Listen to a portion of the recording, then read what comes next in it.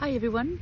Well, I'd like to share a little story with you that's come about quite recently, and I guess I would entitle it When Determination Isn't Enough and When Strengthening Isn't Always the Solution to Apparent Weakness. So it comes from my recent experiences. I've been on a little road trip with my 82-year-old mother, and it's a real treat to be able to do that, but it's not without its challenges. And one of the major challenges for us this time was navigating animals. Now, in this case, we had stayed at a lovely place, and they had a young and very enthusiastic dog, and we had navigated that very well until the last minute, when the dog got out and in its great enthusiasm jumped up and wrapped its teeth around Mum's arm. Of course, she has very fragile skin, and it tore the skin on her forearm. So blood everywhere. She's on blood thinners, and we got her stabilized, but obviously she was very shaken and unsurprisingly exhausted, that day and into the next day. But what became apparent was that instead of recovering, she seemed to be getting worse. She had collapsed her posture into herself, so she had her hips collapsed forward, sternum down, head forward, shoulders up, and she was having more difficulty walking, and she was really anxious about her balance.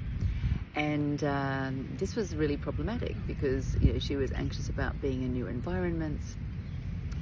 She'd lost her confidence completely, and talked about how tired and weak she was feeling. So this is an interesting one, because this is where sometimes people might appear in your clinic looking like this, and then you look at doing posture work, exercises. However, sometimes we need to look at which system is the one that A, may be driving what you're seeing, and B, may be the one that gives us our most direct access to help this person to be able to find change. So in this case, I'm like, right, well, Mum's had a shock. This is very likely a somatic response. It's driven by her autonomic nervous system, and quite frankly, she looks frozen, not just collapsed, frozen.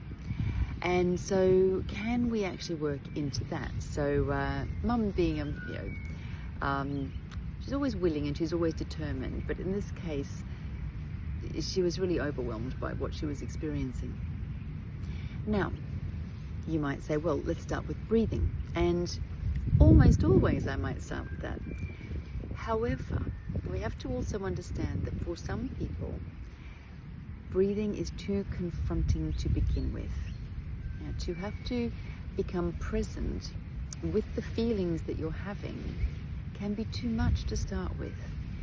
So I went in a different direction and called on a resource, and in this case it was a TV show that we had watched about children dancing in Africa, and there was lots of knee flapping involved with that. So I said, Mum, remember the knee flapping? Take my hands and let's see if we can just move the knees in and out a little bit. Well, it was almost impossible. She was completely frozen, stuck together, and this really surprised her. So thinking about the knees didn't work, so we went down to the feet, and imagine what it would be like if the feet rolled in and out as the knees went in and out. And that started to make a connection. You could see that the brain could do something with that, and she started to get a little bit of motion. It wasn't overwhelming, but she got some motion. And I didn't want to overdose on that, so we moved to, can we just wobble the knees back and forth a little bit? And that was also incredibly difficult, but still a little bit of motion started. And then we just finished off with, can we just roll the shoulders a little bit? And that proved to be almost impossible. And you'd think that's such a simple movement, surely everyone can do it. No, as it turned out, this was really tough. But we introduced the concepts in a little bit of motion, and she went to bed exhausted. The next morning, because she is a determined character, she got up and retested herself. And when I came in from my morning meditation, she's like, look, I can move my legs. And indeed she could. So then we introduced some little side steps. little side step and back, push back, side step and push back. And again, it wasn't easy to start off with, and we had to find how to let the hips and knees go a little bit as we landed, and how to use the foot to push back. So her mind is really focused on what's going on there. And there's a little technique called panther feet that we talk about in GEMS and use for lots of different situations. So that was good. Next day we practiced a little bit of panther foot, but in slightly different directions, stepping a little forward and to the side, a little bit back and to the side.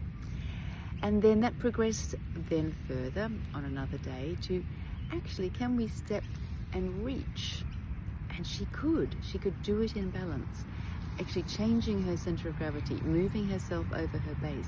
This is a profound step forward from where we had been. Now, what was super interesting is, without any further talk about it, her body started to change and arrange itself such that the posture was no longer collapsed, and she could get her pelvis on her feet, get her head on her body instead of in front of it, and lift that sternum. And she was completely incapable of doing that some days before. And with all the best cues in the world, she couldn't get there. So this was starting to spontaneously happen as the body was starting to find some motion again. Gradually, everything else was starting to come back online again, to the point where she has announced to me, yesterday, that she's going to go back to her trainer today, where she will do some strength exercises, and she'll be prepared for that. So this is a really important thing, and I wanted to share it with you because this was about an unlocking.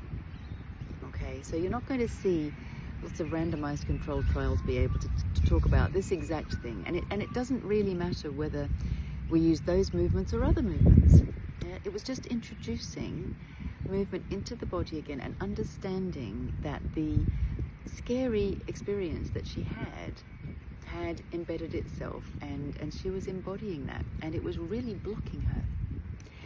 So I'd just like to introduce that to you. It's something that we talk about on the courses. We talk about the fact that, a person is presenting themselves, whatever they're presenting in their posture and their movement is the result of multiple factors. And although you might see how the body seems to be aligned, and you might see the weakness, it doesn't necessarily mean that going there is going to be the most direct point of access into that person to enable them to enact change. Frequently, the autonomic nervous system is actually right there. And you'll see people coming in heightened states, and you'll see that activated kind of posture.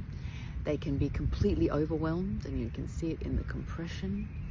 Or like mum, they're kind of functionally frozen. They can kind of get about, but not easily, because everything is in such high persistent tension. So I'd like to just offer that to you as a start point. I often ask my students to clock that as a first start point, just to see and notice and acknowledge that it could be an important part of their treatment. And if you do actually acknowledge it, and you do start to actually work with it, it can be the game changer for whether what happens subsequently in your treatments actually is successful. So I would like to offer that to you as a start point for today, and I'll talk a bit more about the somatic work in subsequent videos. Okay, bye for now. Have a great week.